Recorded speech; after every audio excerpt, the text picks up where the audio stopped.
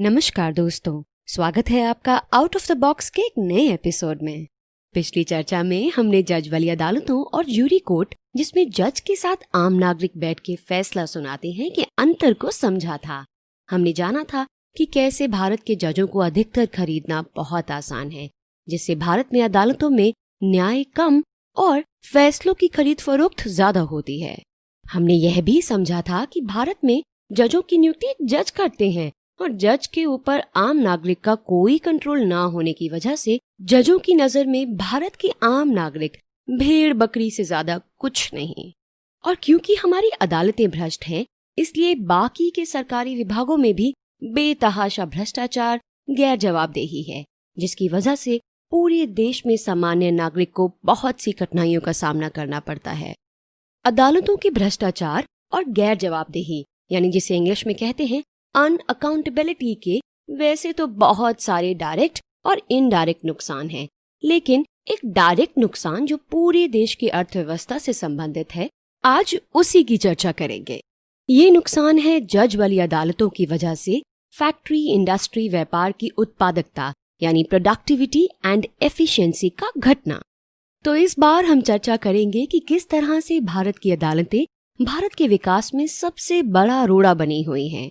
दोस्तों, किसी देश का विकास तय होता है कि वहाँ के लोगों का जीवन स्तर कैसा है, और जीवन स्तर सुधारने के लिए लोगों को बहुत से सामान की जरूरत होती है, जिससे उनका जीवन आसान हो जाए, जैसे घर, कपड़े, पौष्टिक भोजन, गाड़ियाँ, फोन, फ्रिज, टीवी, बीमार पड़ने पे जरूरी दवाइयाँ, बच्चों के लिए स्कूल, सेना के लिए हथियार और भी बहुत सारी चीजें जीवन को आसान बनाने के लिए चाहिए होती हैं।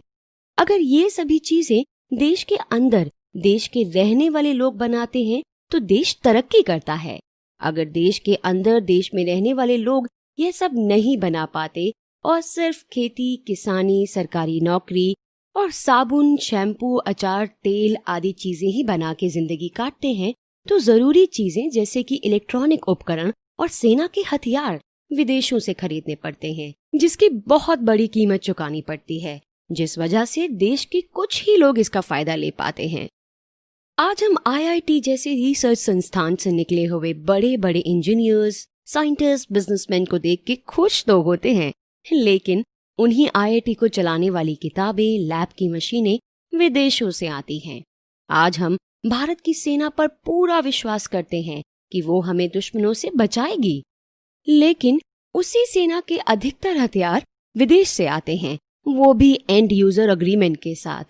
ऐसे ही हम घर में मोबाइल, टीवी, बाइक, कार आदि सभी चीजें सैमसंग, एलजी, फिलिप्स, होंडा के इस्तेमाल करते हैं, जो सभी विदेशी हैं। इन सभी चीजों को खरीदने के लिए पैसा चाहिए, और क्योंकि यह सभी चीजें दूसरे देशों से आती हैं, इसलिए हमें कई गुना ज्यादा कीमत चुकानी पड़ती है, जिस वजह से देश की करोड़ों लोगों की मेहनत से पैदा किया गेहूं, चावल, दूध, अचार, मसाले विदेशों में बेचकर सिर्फ गिने चुने लोगों को ही सैमसंग, होंडा, एप्पल के प्रोडक्ट्स मिल पाते हैं। अगर देश के लोग ही सैमसंग, होंडा, एप्पल जैसी कंपनियां खड़ी करके बेहतरीन प्रोडक्ट बनाएंगे, तो इन प्रोडक्ट के लिए हमें कई गुना ज्यादा कीमत नहीं चुकानी होगी, और धीरे धीरे पूरे देश के लोगों तक अच्छे मोबाइल, टीवी, फ्रिज, घर घर बनाने का सामान, कपड़े, दवाइयां पहुंचने लगेंगी। अब पहला सवाल आपके दिमाग में यही आया होगा कि आखिर आजादी के 70 वर्ष बाद भी हम इतने सक्षम क्यों नहीं हैं कि अपनी जरूरत की सारी चीजें खुद बना सके अपने देश में। दोस्तों, किसी देश में किसी भी तरह के प्रोडक्ट को बनाने के लिए इंडस्ट्रीज, फैक्ट्रीज चाहिए होती हैं, और फैक्ट्री आराम से लग सके इसके लिए बहुत से पॉलिटिकल एलिमेंट्स जिम्मेदार होते हैं। लेकिन 5 ऐसे पॉलिटिकल एलिमेंट्स की बात हम इस वीडियो और आने वाले वीडियोस में करेंगे, जो कि फैक्ट्रीज की प्रोडक्टिविटी और एफिशिएंसी को सबसे अधिक प्रभावित करते हैं। ये 5 एलिमेंट्स हैं। पहला, अदालतें। दूसरा, टैक्स सिस्टम। तीसरा, जमीन के कानून। चौथा, सरकारी अधिकारियों और नेताओं की अकाउंटेबिलिटी, यानी जवाबदेही। और पांचवा, देश में गणित और विज्ञान की शिक्षा का स्तर। इन 5 में से ज्यादा जो चीज प्रभावित करती है वो है अदालतें, और जो सबसे कम प्रभावित करती हैं वो है गणित और विज्ञान की शिक्षा। ये सुनने में शायद थोड़ा अजीब लगेगा कि गणित और विज्ञान की शिक्षा का स्तर क्यों अदालतों की तुलना में कम प्रभावी है। पर जब हम आगे एक एक एलिमेंट के डिस्कशन करेंगे तो आप ये बात आसानी से समझ जाएंगे। तो दोस्तों, इस पॉडकास्ट में हम चर्चा करेंगे कि किस तरह से अदालतों का करप्शन और गैर जवाबदेही देश में फैक्ट्री, इंडस्ट्री, व्यापार खोलना और चलाना बेहद कठिन बना देती है। क्योंकि यह एक लंबा विषय है, इसलिए बाकी के 4 एलिमेंट्स के बारे में हम अगले पॉडकास्ट में चर्चा करेंगे। दोस्तों, ऐसा पाया गया है कि जिन देशों में अदालतें जजों के भरोसे चलती हैं, वहां के लोगों के लिए फैक्ट्री या व्यापार लगाना और चलाना बहुत ही मुश्किल होता है उन देशों की तुलना में जहां पर अदालतों में आम नागरिकों की जूरी बैठ के फैसला सुनाती है। ये बात सुनकर थोड़ा अचरज हुआ होगा ना? लेकिन ये ज्यादा अचरज की बात उनके लिए है जो किसी फैक्ट्री या व्यापार में नहीं है। यानी अगर आप किसी सरकारी या गैर सरकारी नौकरी में हैं, जिसमें आपको मंथली तनख्वाह यानी सैलरी मिल जाती है और नौकरी के बाद आप अपना सारा समय पेड मीडिया द्वारा बांटी जा रही समाचार को देखने में बिताते हैं, तो आपके लिए यह समझना थोड़ा मुश्किल होगा कि कैसे जज वाली अदालतें भारत के फैक्ट्री मालिकों, व्यापारियों और सेल्फ एम्प्लॉयड लोगों का जीवन नर्क किए हुए हैं। लेकिन यहाँ फिर एक सवाल ये भी खड़ा होता है कि क्या इंडस्ट्री की कमी या इनएफिशिएंसी इतना बड़ा मुद्दा है जिसके लिए हम परेशान हो और अदालतों को सुधारने की चर्चा करें? यानी क्या देश में गरीबी, भुखमरी, बेरोजगारी, आतंकवाद, नक्सलवाद, सांप्रदायिक तनाव, किसान आत्महत्या आदि मुद्दे इतने गंभीर नहीं हैं कि पहले हम उनका समाधान ढूंढें और बाद में इंडस्ट्री, फैक्ट्री की हालत सुधारने के लिए प्रयत्न करें? तो इसके जवाब में हम अभी सिर्फ इतना ही कहना चाहेंगे कि गरीबी, भुखमरी, बेरोजगारी जैसे गंभीर मुद्दे भी इंडस्ट्री व्यवसाय की खराब हालत से ही जुड़े हुए हैं। इसे एक छोटे से उदाहरण से समझते हैं। आज भारत में लगभग 3% सरकारी नौकरियों के पद हैं। मतलब अगर देश में 100 लोग नौकरी करते हैं तो उसमें से सिर्फ 3 के लिए ही सरकारी नौकरी मौजूद है। तो इस तरह से बाकी के 97 लोगों को प्राइवेट नौकरी या कोई व्यवसाय चालू करना ही पड़ेगा। अब अगर देश में फैक्ट्री खोलना और चलाना आसान होगा तो उन 97 लोगों को भी रोजगार मिल जाएगा। अगर फैक्ट्री खोलना और चलाना मुश्किल होगा तो जाहिर सी बात है उन 97 लोगों में से बहुत से लोग बेरोजगार रह जाएंगे। इस तरह से बेरोजगारी बढ़ जाएगी। यानी अगर फैक्ट्री रहेगी तो लोगों को काम मिलेगा और बेरोजगारी घटेगी, और जब बेरोजगारी घटेगी तो गरीबी भी घटेगी। बहरहाल अगर आप थोड़ा चिंतन करें तो पाएंगे कि आपकी पूरी जिंदगी किसी न किसी फैक्ट्री से निकले प्रोडक्ट के जरिए ही चल रही है। आपके मोबाइल फोन से लेकर कार और दवाइयां तक किसी न किसी फैक्ट्री से ही आई हैं। सीधे शब्दों में कहें तो भारत की बदहाल फैक्ट्रियां ही भारत के अंदर गरीबी, भुखमरी, बेरोजगारी, नक्सलवाद, आत्महत्या आदि जैसे गंभीर समस्याओं की एक मूल जड़ हैं। तो चलिए अब सीधे मुद्दे पर आते हैं कि किस तरह से जज के भरोसे चलने वाली अदालतें देश में फैक्ट्री खोलने और चलाने वालों की जिंदगी दूभर करे हुए हैं। अब थोड़ा ध्यान से सुनिएगा। पहली वजह, अगर आप कोई फैक्ट्री चलाते हैं या खोलना चाहते हैं तो आपको सरकार की तरफ से बहुत सारे कागज, एफिडेविट, लाइसेंस आदि चाहिए होते हैं। फैक्ट्री खुलने के बाद भी आपको वर्ष में कई बार सरकारी अधिकारियों, कर्मचारियों से काम पड़ता रहता है। आपको तरह तरह के सरकारी विभागों में चक्कर लगाने ही पड़ते हैं।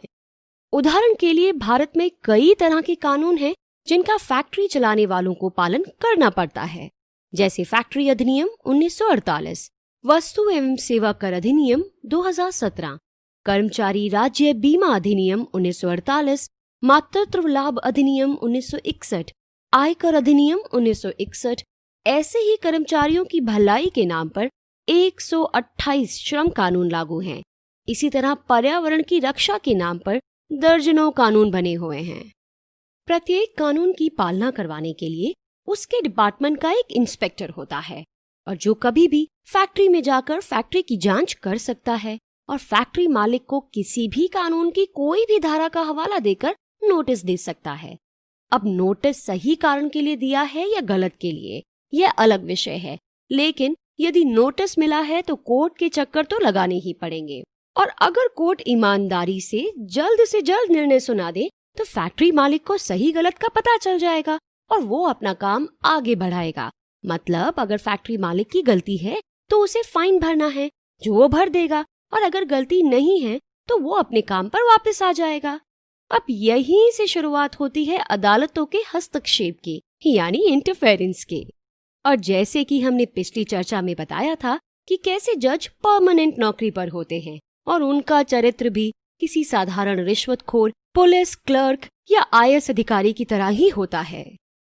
अब जब वो फैक्ट्री मालिक जज के सामने जाएगा तो जज अधिकतर जानबूझ के फैक्ट्री मालिक से कोर्ट के चक्कर लगवाएगा ताकि फैक्ट्री मालिक रिश्वत देने के लिए मजबूर हो जाए।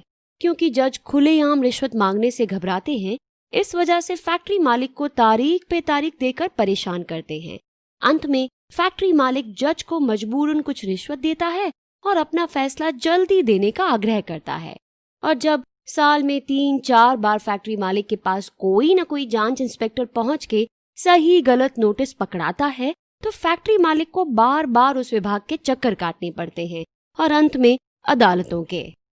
तो फैक्ट्री मालिक को ये बात तो समझ आ जाती है कि अगर मुझे हर दूसरे तीसरे महीने अलग अलग विभागों के चक्कर काटने से बचना है और अंत में अदालतों में तारीखों से बचना है तो मुझे हर महीने सरकारी अधिकारियों को कुछ रिश्वत तो पहुंचानी होगी।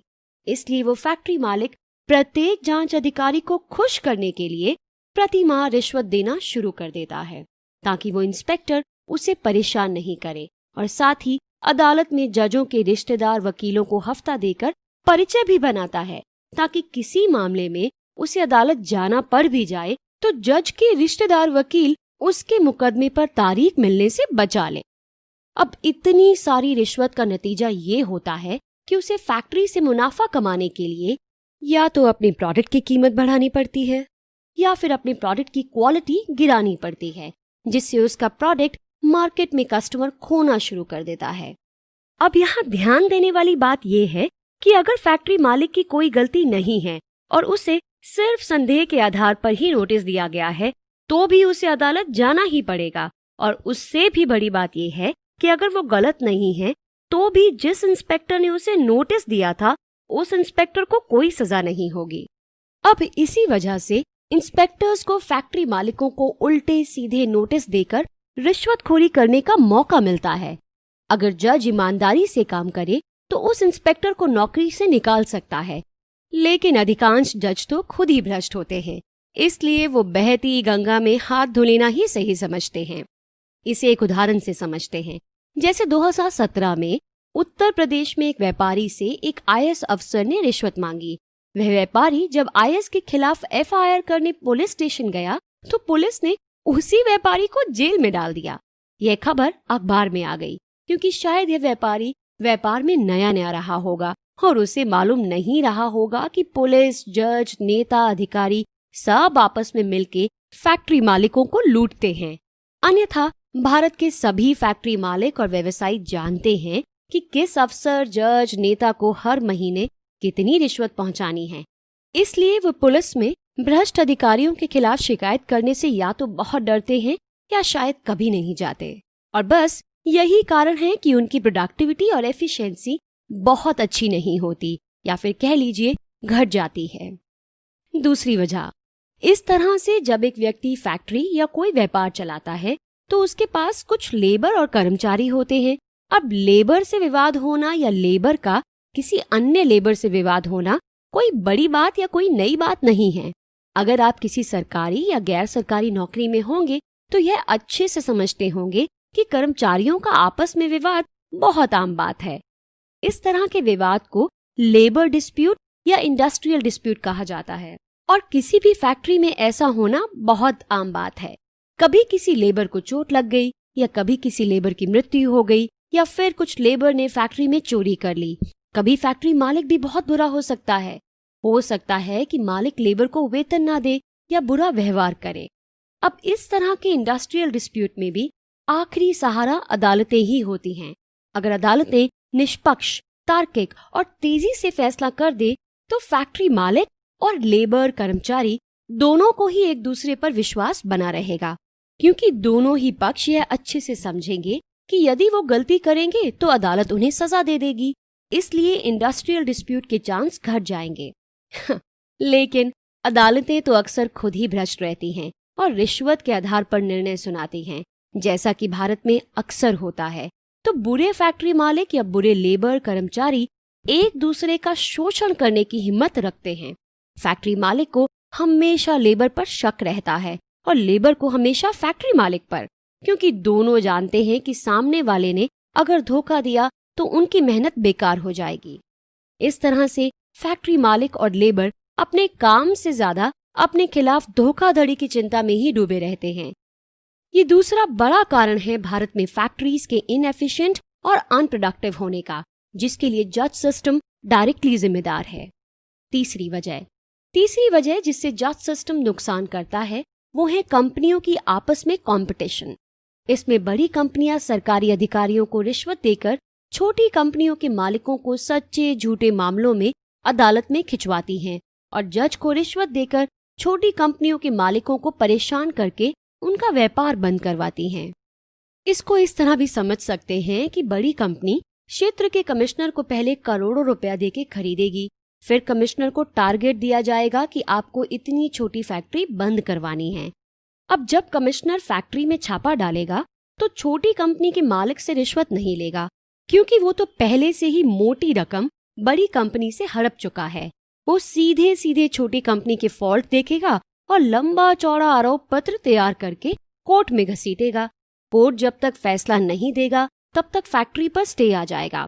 अब फैक्ट्री मालिक यदि साल भर बाद केस जीत भी जाता है तो वो उसके किसी काम का नहीं, क्योंकि साल भर तक फैक्ट्री बंद रहने के कारण उसका पूरा रोटेशन टूट चुका होता है और वो फैक्ट्री मालिक मार्केट से बाहर हो जाता है।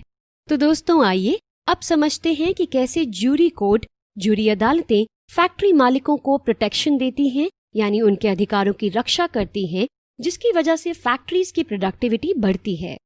अगर हमारे देश में ज्यूरी कोर्ट कानून लागू हो जाता है तो किसी भी फैक्ट्री मालिक, व्यापारी आदि के खिलाफ कोई भी शिकायत पहले अदालत में ज्यूरी मंडल के सदस्यों के सामने रखी जाएगी। ज्यूरी मंडल शिकायत को पढ़ेगा और तय करेगा कि इस शिकायत में कितना दम है कि फैक्ट्री मालिक को अदालत में घसीटा जाए। पर अब समझने वाली बात यह है कि आमतौर पर ज्यूरी सदस्यों के सामने ऐसी शिकायतें बहुत कम आएंगी जिनमें सरकारी अधिकारी जानबूझ के फैक्ट्री मालिकों को परेशान करना चाहते हों, क्योंकि सरकारी अधिकारियों को समझ आ जाएगा कि अगर उनकी शिकायत में सच्चाई नहीं होगी तो ज्यूरी उल्टा उन्हें भी सजा कर सकती है और हो सकता है वो उन्हें हमेशा के लिए नौकरी से भी निकाल दे। बहरहाल अगर फैक्ट्री मालिक के खिलाफ शिकायत में सच्चाई होने का चांस होता भी है तो उसे ज्यूरी सदस्य फॉरवर्ड करते हैं और फैक्ट्री मालिक को अदालत में बुलाते हैं। क्योंकि ज्यूरी सिर्फ एक मुकदमे को सुनने के लिए आती है और सुनवाई लगातार हर दिन चलती है, इसलिए फैक्ट्री मालिक को तारीख पे तारीख नहीं मिलती। ज्यूरी अदालतों में किसी भी मामले में जजमेंट 2-3 दिन या फिर हफ्ते भर में आ जाता है, जिस वजह से फैक्ट्री मालिक को कोर्ट के चक्कर नहीं लगाने पड़ते। अगर उसकी गलती होती है तो उसे अपना फाइन भर के अपने काम पर लौट जाने दिया जाता है, और अगर गलती नहीं होती तो सरकारी अधिकारी के खिलाफ भी ज्यूरी कारण बताओ नोटिस जारी कर सकती है। अगर सरकारी अधिकारी की मंशा गलत पाई जाती है तो उसे ज्यूरी नौकरी से भी निकाल सकती है, जिस वजह से सरकारी अधिकारी भ्रष्टाचार करने और फैक्ट्री मालिकों से रिश्वतखोरी करने से डरते हैं। यहाँ ध्यान देने वाली बात यह है कि ज्यूरी अदालतें गलत तरीके से चार्ज करने वाले अधिकारियों को भी दंडित कर देती हैं, क्योंकि ज्यूरी पैनल के आम सदस्य सोचते हैं कि फैक्ट्री मालिक काम का आदमी है, ये हमें, हमारे बच्चों को रोजगार देता है, यदि इनको हमने बर्बाद किया तो उल्टा हमें ही नुकसान होगा। इसी तरह से इंडस्ट्रियल डिस्प्यूट में भी ज्यूरी बहुत तेजी से दूध का दूध और पानी का पानी करके फैक्ट्री मालिक और लेबर दोनों के बीच विश्वास कायम करती है, जिससे दोनों पक्ष एक दूसरे पर भरोसा करते हैं और मन लगा के काम करते हैं। जबकि जजों में इस तरीके की कोई सिंपैथी नहीं होती, क्योंकि जज तो परमानेंट नौकरी पर है, उसके लिए फैक्ट्री इंडस्ट्री जाए भाड़ में, उसको तो हर महीने अपनी सैलरी बिल्कुल टाइम पे मिल जाती है। इस तरह से जहाँ ज्यूरी अदालतें होती हैं वहाँ के फैक्ट्री मालिकों को सरकारी अधिकारियों से भय नहीं होता और साथ ही फैक्ट्री मालिक और लेबर में एक दूसरे पर विश्वास रहने की वजह से दोनों पक्ष सुरक्षित महसूस करते हैं और वो ज्यादा अच्छे से काम कर पाते हैं। तो दोस्तों, जिस देश में जूरी अदालतें होती हैं, उस देश में बहुत सी छोटी छोटी फैक्ट्रियां आपस में कंपटीशन करती हैं। इस कमर तोड़ कंपटीशन की वजह से नया इनोवेशन होता है और इस इनोवेशन की वजह से वे देश बेहतर उत्पाद बना पाते हैं। ये छोटी छोटी कंपनियां अपने बेहतर उत्पाद के कारण एक दिन विशाल भीमकाय कंपनियां बन जाती हैं, जिसे हम बहुराष्ट्रीय कंपनियां कहते हैं। आज एप्पल, माइक्रोसॉफ्ट, IBM जैसी बड़ी बड़ी कंपनियां किसी समय कुछ 2-3 इंजीनियर्स के द्वारा शुरू की गई थी। यदि इनके शुरुआती दौर में ही वहां के इंस्पेक्टर या जजों ने रिश्वत खाकर इन्हें बंद करवा दिया होता, तो क्या ये इतनी बड़ी कंपनियां कभी बन पाती?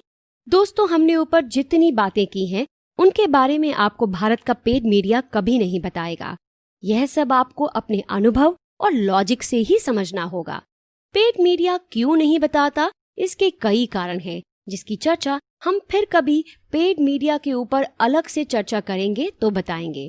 फिलहाल के लिए अगर आपको अभी तक बताई गई जानकारी की पुष्टि करनी हो तो आप कैंट विश्वविद्यालय लंदन के PhD छात्र अमृत अमीरप्पू द्वारा 2016 में लिखा गया article justice delayed is development denied the effect of slow courts on economic outcomes in India, यानी न्याय में देर विकास से वंचित होना पढ़ सकते हैं, जिसका लिंक डिस्क्रिप्शन में मिल जाएगा। इस लेख में उन्होंने चर्चा की है कि भारत की अदालतें बहुत से पिछड़े देशों की तुलना में भी काफी खराब स्थिति में हैं और इंडस्ट्रियल डिस्प्यूट में बहुत अन्याय और देरी होने के कारण भारत में फैक्ट्री खोलना और चलाना बहुत मुश्किल है। भारत में जजों का भ्रष्टाचार तो आम बात है, लेकिन जजों की कम संख्या अदालतों की धीमी गति की एक दूसरी बड़ी वजह भी है। आज चीन में 2 लाख जज हैं, वहीं लगभग समान आबादी वाले भारत में केवल 22,000 के करीब। हालांकि कुछ जजों ने अदालतों पर अत्यधिक बोझ के कारण भ्रष्टाचार पर बोला भी है, जैसे 2016 में जस्टिस TS ठाकुर ने प्रधानमंत्री को संबोधित किया कि जजों की संख्या 21,000 से बढ़ाकर 40,000 की जाए। लेकिन यह सुझाव काफी नहीं है, क्योंकि इससे जजों के भ्रष्टाचार में कोई कमी नहीं आएगी। हमारा मानना है कि भारत में जूरी कोड कानून लागू हो, जिससे भारत की अदालतें निष्पक्ष, तेज और लोकतांत्रिक निर्णय सुनाने लगेंगी। आज भारत में फैक्ट्रीज और इंडस्ट्रीज की हालत बहुत खराब है। हमारे घरों में इस्तेमाल होने वाला ज्यादातर सामान हम या तो इंपोर्ट कर रहे हैं या फिर विदेशी कंपनियां भारत में आकर निर्माण कर रही हैं, जिसे अर्थशास्त्र की भाषा में फॉरेन डायरेक्ट इन्वेस्टमेंट यानी FDI कहते हैं। हम चाहे इंपोर्ट करें या FDI के जरिए प्रोडक्ट को अपने घरों में लेकर आएं, नुकसान हमें कई तरीके से उठाने पड़ेंगे और जिसमें सबसे भारी नुकसान है रिपैट्रिएशन क्राइसिस का। रिपैट्रिएशन क्राइसिस का मतलब होता है हमारे द्वारा विदेशी कंपनियों का बनाया सामान खरीदने से फॉरेन करेंसी की कमी होना। रिपैट्रिएशन क्राइसिस के बारे में हम आपसे अगले पॉडकास्ट में चर्चा करेंगे, जिसमें हम बताएंगे कि कैसे FDI की वजह से देश में रिपैट्रिएशन क्राइसिस खड़ी हो सकती है और हमें क्या क्या नुकसान उठाना पड़ेगा। तो दोस्तों, आज के इस एपिसोड में इतना ही। हमें आपके कमेंट्स और रिव्यूज का बेसब्री से इंतजार रहेगा, तो बने रहिए हमारे साथ और